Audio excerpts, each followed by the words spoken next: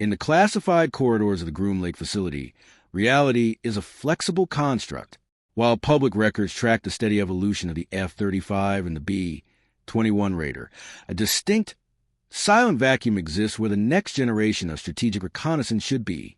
We are moving beyond the era of the State Route 71 Blackbird, a machine defined by its raw thermal signature and 3.2 Mach velocity.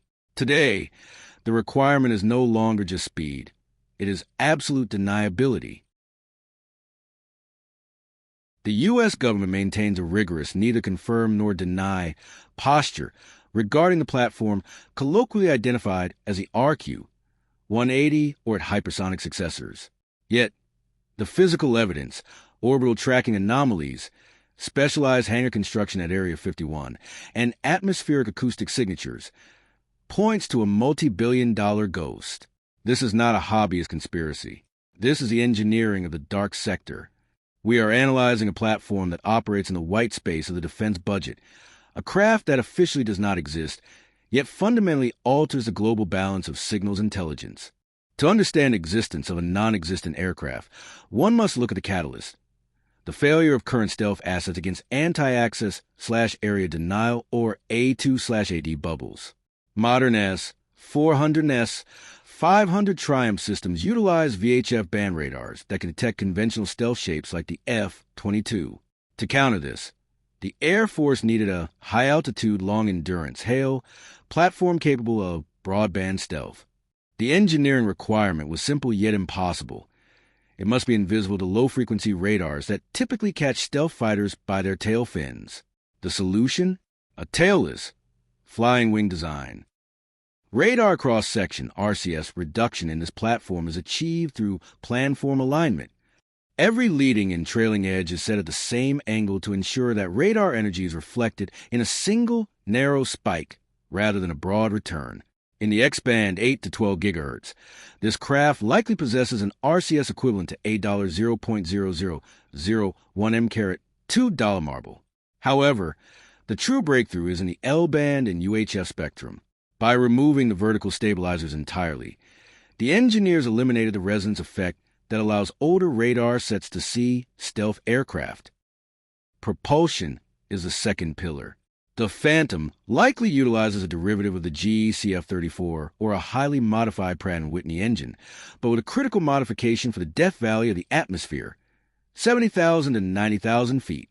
At these altitudes, air density is less than 5% of sea level. To maintain combustion, the engine must utilize fluidic thrust vectoring and highly specialized cold flow nozzles.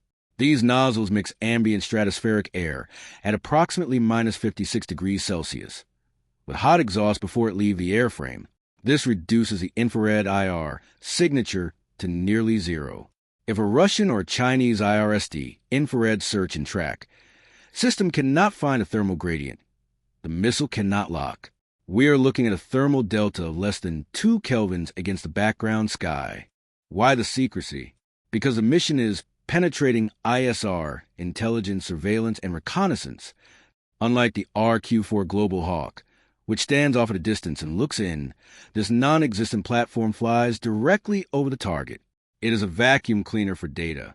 It utilizes an AESA, active electronically scanned array, radar system with synthetic aperture capabilities.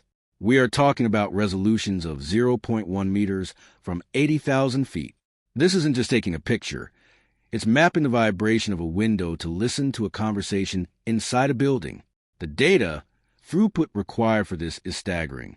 Estimates suggest the onboard processors handle upwards of 500 teraflops of raw sensor data compressed and beamed via LPI/LPD, low probability of intercept/low probability of detection, satellite links.